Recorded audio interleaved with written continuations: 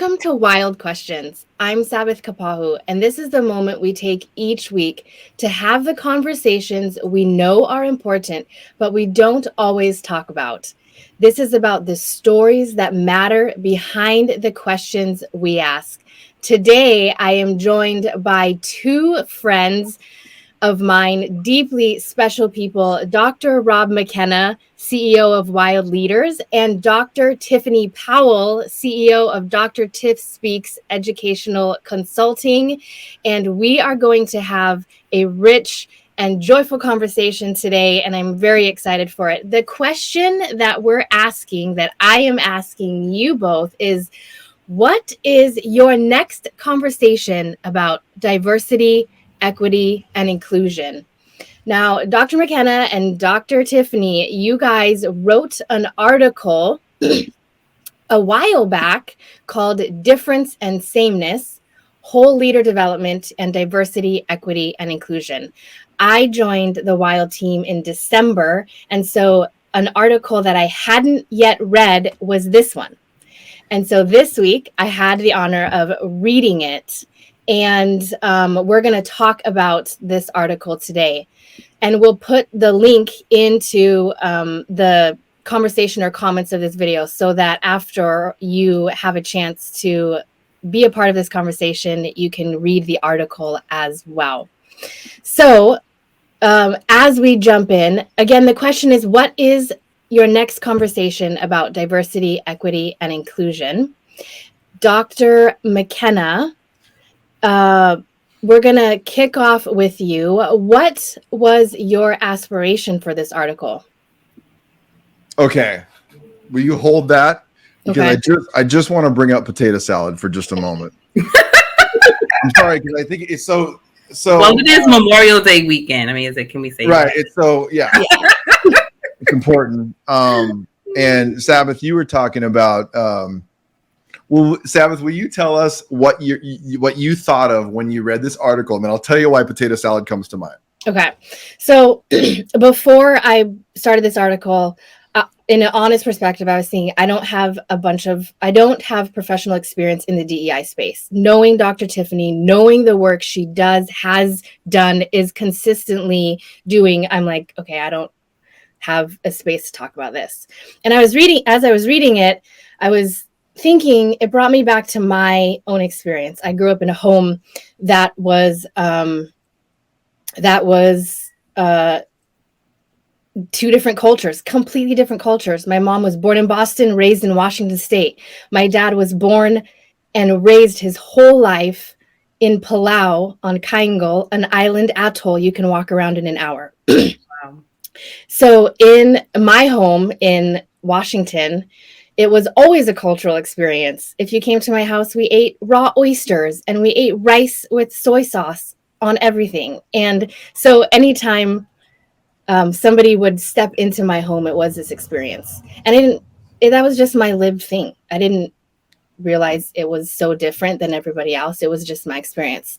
So potato salad, Dr. McKenna, tell me why we're talking about it. I don't know why, but I know Tiffany and I are both like listening with just ears wide open, because I think the experience you describe of your upbringing and your mom and your dad is it's such a cool thing. It's just a really cool thing to hear you describe that and describe how you even perceive yourself in relationship to this article. But I don't know why potato salad came to mind, because I thought to myself, it's funny when you describe rice with soy sauce and oysters, I'm like, I would have arrived at home. Like for me, that's what I would like. I want to eat that every day. The rest of my family would be like, no. So I'm like, let me go live at Sabbath's house, and be like, you guys it's amazing. But then I also was thinking, I don't know why potato salad came to mind, because I hate potato salad. And it's so, I don't know why that's what came to mind. Cause I was like, feed me all that stuff, but don't feed me potato salad. Cause I grew up at church potlucks. And first of all, for me, there's nothing about a potato that deserves or is meant to be eaten cold. And there's nothing, especially if it's sat out for 3 hours at some campground in mayonnaise, like sitting out there.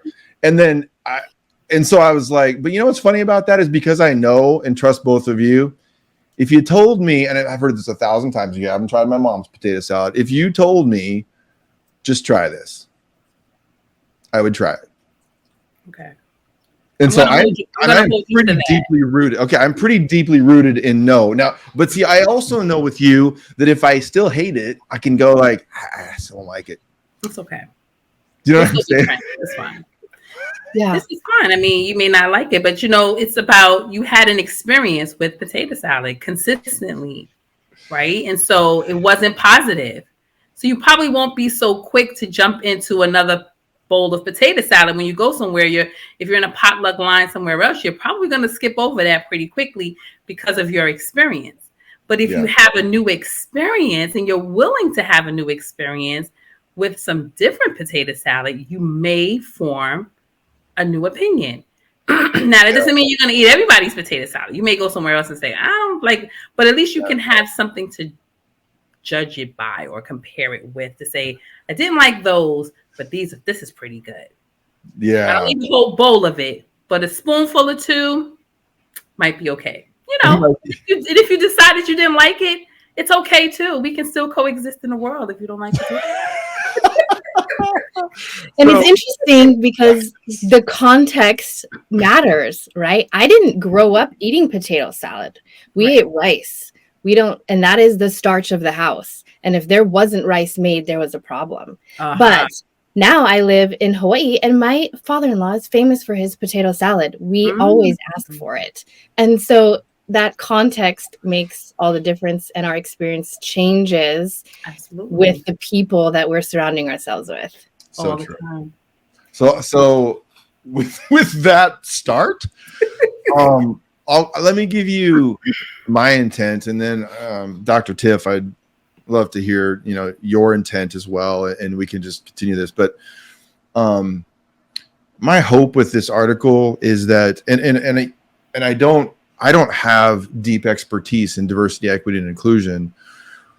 I would say as a psychologist, I have expertise in the area of bias and some of the psychological factors surrounding that. So you can't help but study that and understand some of those pieces, which is part of, right, a slice of this whole picture. I would say that where I do have expertise, I hope, is in the area of whole leader development and whole person development. And you can't do that work without, especially if you're drawn to creating a conversation for as many people as possible that they've never had before, regarding their development, their awareness, their competencies, their experiences of the world. And there are messages that I've heard where people have, people of all walks of life have dismissed away their own story, thinking that it's only for other people. And so my aspiration with this article, and what I got so excited about to do this with you, Tiffany, is just that people would feel an invitation that they hadn't felt before to a conversation. And I mean all kinds of weird people. When I say weird, by the way, that's like the biggest compliment in the world, because I just assume I'm the weirdest person, so I'm not alone in the world. But it's like so many people that would surprise us. And I don't know, I wanted to ask you, Tiffany, I know that recently you were in conversation with a mutual friend of ours who's a leader in a major trades industry, like one of the most surprising places you could imagine, where a conversation around diversity, equity, inclusion would come up. Yeah. And I don't know, when I know in that conversation, I was just so excited, and I was wondering, I don't know, anywhere you want to go, but what was your aspiration for this article, or if there's anything about that conversation that what you saw there? Yeah. Well, I probably can share twofold, and one in terms of the aspiration, and that could take me into the conversation that I had when you and I discussed the use of the toolkit and how it applied to the work that I do personally, the work I do professionally, and where I saw some intersections to this possible connection to diversity, equity, and inclusion. And I was so excited to share that I saw the tools as being a door that allows for an opening for deeper discussion and deeper awareness around who we are as people and how we address our own skills and knowledge around anything, and how we handle things and how we show up under pressure, like all the things that we've talked about. I saw the connection, and it was just so powerful to me just to see that. And so um, I think that just even writing the article, just the fact that we came together and were able to discuss our ideas and find areas of commonality amidst our differences, and how we made our worldviews perhaps in some things, or even just where we grew up and how we grew up, and family dynamics and things like that could be completely different, but yet there is still such a rich sameness and commonality that I feel that should never be overlooked. I feel that it is the richness, and it is the secret sauce, if you would, to any dynamic, is to find what is common. Because when you find what's common, you can appreciate the things that are not the same. Mm-hmm. And so it's okay. Like, I won't hold you to not liking my potato salad, as we talked about earlier. I won't hold you to that. And so it's okay if we can do things differently, but realize that who we are, there's a uniqueness that we bring, but yet there's a commonality. And so with that being said, when I entered into that conversation, I never shy away from those discussions that seem hard. I'll say that. I don't shy away from stuff like that. And the work around diversity, equity, and inclusion, and the conversations I've had over the last decade, they've been hard. They naturally bring hard stuff in terms of challenging people to think about their own thinking, that metacognitive process, right? What are you really thinking? And challenging people to really just ask the hard questions. So that's the first thing I'll say. I never shy away from that. And so when it was brought to my attention, and it was sort of like, we want to talk about this. And so I listened. And as the gentlemen were both talking to me about their experiences and they're sort of like, I guess, surprised that this was a topic that was even on the table. That was interesting to me. Like, wow, so you've never heard about this before? And I'm like, no. When is this stuff coming? Where is this coming from? And I'm in my mind, I'm thinking, where have you been? And so, but it was a teaching moment, so I'm a teacher by trade, right? And so I just said, I know it may seem foreign, it may seem new, novel, but it's been happening for a long time. Let me give you a short history lesson. And so I took the time to just provide some education to them, and they were extremely receptive. And they came with a need. They came with a question in hand. And I feel that because I opened up a space for us to have honest dialogue, I feel that they felt empowered to just take some of the ideas, use some of their own, and to go back to wherever they needed to go to have another conversation that was deeper than what seemed to be the surface level responses that they were initially given, or the perspectives that they were given. Like, they themselves were willing to say, let's look a little bit deeper. Are we asking the right questions? Why are we doing this? And who is this going to help? And all these types of things. And not in a way that was dismissive, but in a way that was educational, in a way that was inclusive. At least that's what it appeared to be. And then they came back to me again and said, this is what we have as our response. What do you think about it? I thought that was great. Because people need informants, right? People need someone who's going to help them along the journey, and not to feel ashamed, if you would, or intimidated to ask for help. And so I saw myself as a help agent, and continue to see myself that way, and am willing to take the dive with them if they're willing to have those discussions, all while letting them know that this is going to be hard work. So I have a big question for you. I didn't prompt this, so I should, I didn't send this to you beforehand. What is and I know, Tiffany, we've talked a little bit about this. What is the invitation that you would give to other DEI, even experts? I'm kind of curious about that. As you've been in that whole world, what is the invitation that you would give to them to even continue to try the potato salad? I don't know.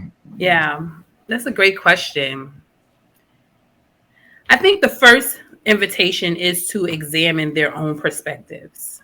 I think that's very important, so that you know who you are, where you stand, where you position yourself in this really big conversation. I think that's critical, because if you identify yourself as someone who is a bridge builder, then that will determine how you navigate discussions with others who seem to have a different perspective. If you see yourself as a fixer, you're going to approach the conversation a different way. If you see yourself as an advocate, then you may approach the conversation from that angle. But I would even posit to say, how can we be integrative in our approach? How can we build bridges, still be an advocate, still be someone who is going to bring truth, but also bring love and bring light? Because I know that there's been songs about it, and there's a song that was written many years ago, but what the world needs now is love. We're in a time now more than ever where people need to feel loved, and they need to know that even in their difference, that there is love. And that becomes very tricky because folks feel like they have to draw the line on what's important to them and how it can exclude someone else. And I mean, that's a touchy topic, but I think that overall, if someone is in your presence, and whether or not you agree with what they do or not, if they can still feel that you care about them as a human being, I think that that's a door that will forever stay open. Because I don't necessarily have to, you don't have to like my potato salad, Rob. It's okay that you don't. But if you accept me as a person because I made the potato salad, then we can go hand in hand. It says you don't discard me because you don't like my potato salad. And right. I think even while that seems like a crazy analogy, but I think it has so much power in it. You don't have to say I don't like you because I don't like potato salad and I don't like the way you made it. And a lot of times that's what's happening in these DEI spaces. And so those who are leaders in the space, it's an opportunity for them to kind of think about where you stand. And if that's what your position is, that you're an advocate and you're always going to advocate all the time, then tell those who you're working with that that's who you are.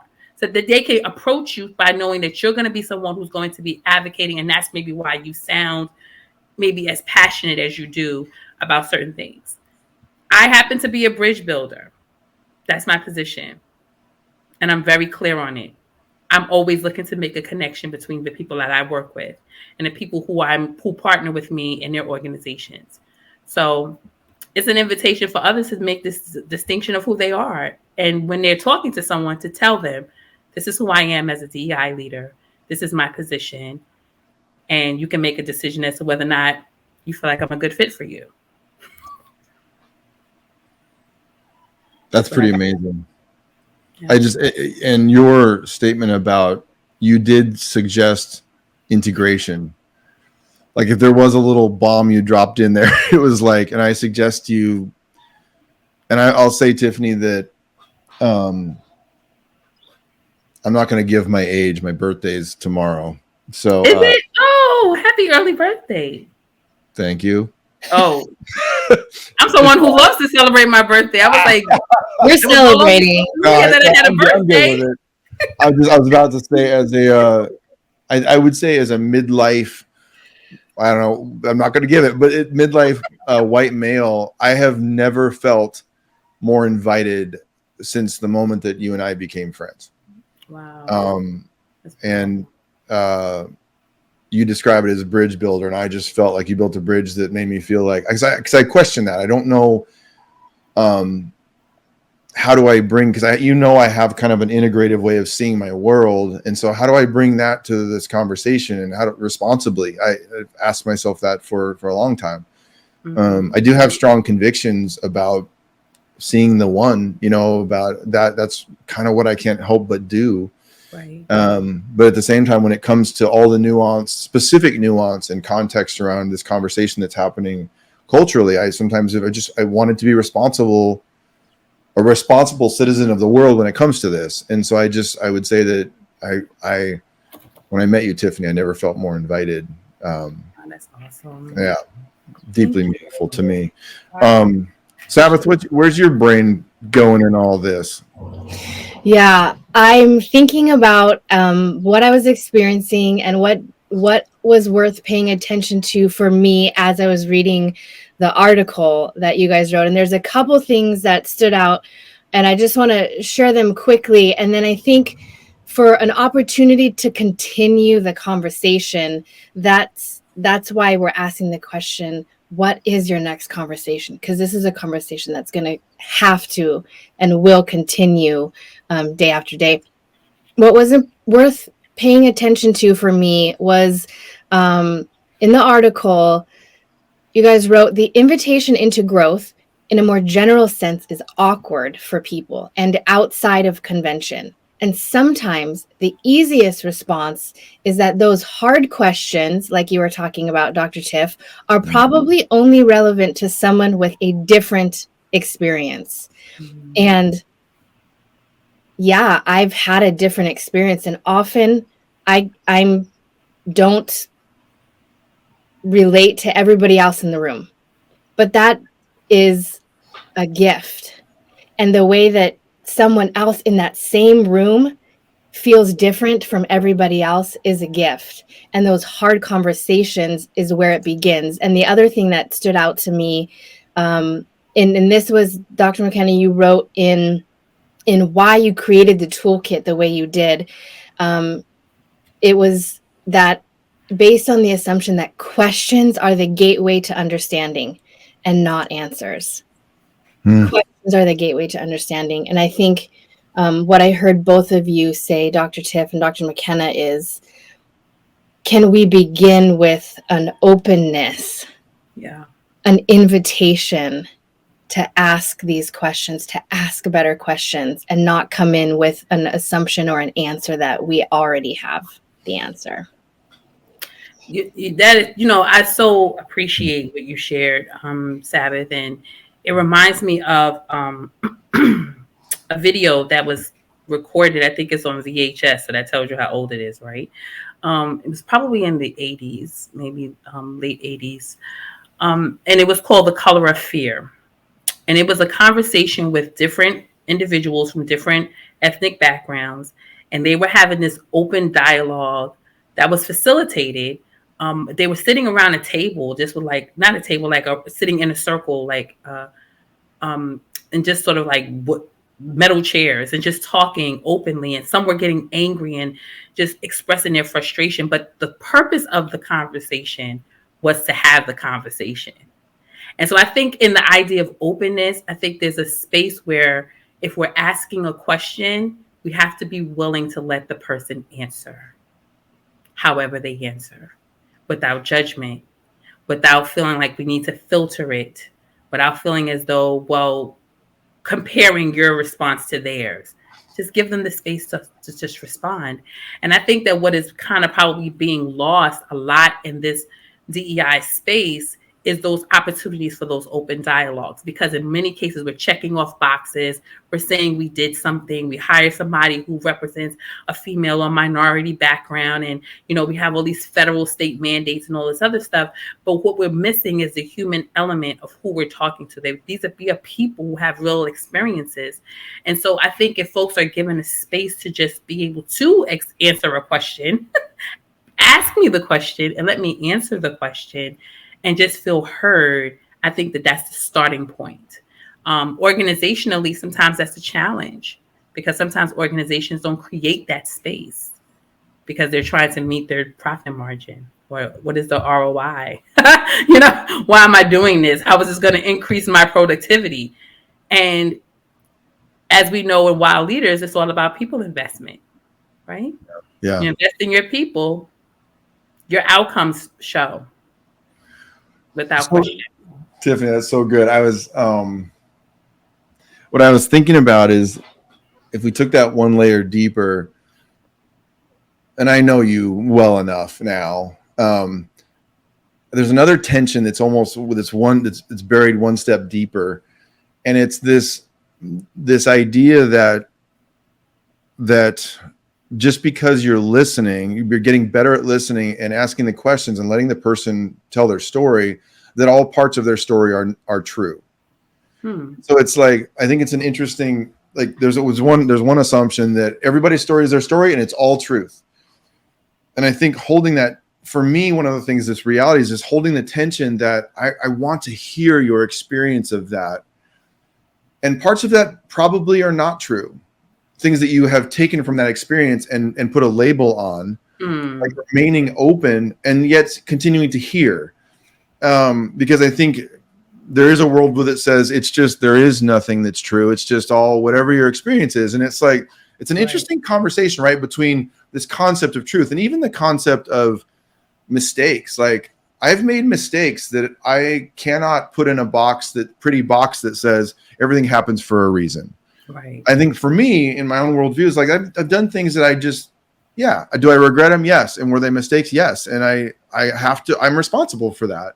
Mm-hmm. And it made me think about two very polar personas of over the years of students I would work with, and where I would work really trying to do as best I could and muster whatever I could to create an inclusive environment for each of these personas.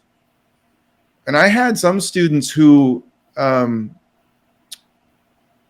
just say the names: white male students who felt excluded from this conversation and others in the community of which I was around, and then also, and Black female students who felt so much the same. And I with my hope was that both of them would have felt invited, Mm-hmm. when in fact, honestly, I don't know if they were. Well, but when I looked at it, I thought to myself, when I would meet with them individually, I was trying to understand their narrative, but also looking at it and saying, and looking at the number of people around them who were attempting to invite them in, and they just weren't in the moment yet where they were ready to accept it. Right. And it would surprise people that you would have both sides of that. My heart I just think about them. I think there's so much that they share. Right. In their own, in the narrative that was inside of them, that I'm not saying isn't true, but but like part of it was trying to work that out. Mm-hmm. And that complexity in that, like saying, like, just because that's always the challenge when I work with leaders, is holding the hearing, getting better at just letting the questions sit. Yeah. When in fact, I might see something that I go, that narrative is not helping you. I work with CEOs like that all the time. Right. You know what I mean? I don't know where that goes, but it's just, I think what the beauty about all of this is the conversation is ongoing. It's like good research, right? One question gives you an opportunity to ask another question, and you realize that because we are human beings and our lives are so dynamic, our experiences are dynamic. Yes. That we can have a conversation on a different day and the tone could be completely different. It just is. And I think if we have more people that can own that truth, it might be a move a little further. And then there's other discussions where it's never going to change. That's just how I see the world, how you see the world, and your lived experience. And so you will have those folks that draw the line, and it doesn't matter what you say. The line is drawn. That's it for them. Yeah. What can you do with that? It's like you can't do anything other. You could try to invite them, but they're not eating the potato salad. They're not even coming to the barbecue. Forget about it. And that's okay. What can you do? You invited them. But that doesn't mean that you stop inviting people just because that person didn't come. Find some other people to invite. Somebody's going to come to your party. They're going to eat all your food and the potato salad that you don't want to, Rob. Don't worry about it. They're going to eat it. They're going to enjoy it. And it's going to be a great time. It's awesome. So I heard it said recently, someone's going to be like, I can't believe you don't remember who actually said that. But someone said, we're planting seeds in a garden that we may or may not see grow. Yeah. So I think those invitations, like when you live long enough, you see people accepted at some point they're the hugest surprise and the most massive surprises. Absolutely. Because you don't determine the growth of it. That's what's so great. You just plant the seed. Yeah. Awesome. As we wrap up our conversation, that is our hope, is that this is a seed planted for your next conversation about diversity, equity, inclusion. And Dr. Tiff and Dr. McKenna, maybe we can ourselves continue this conversation again, because we're really just touching the surface. So thank you so much for your time, your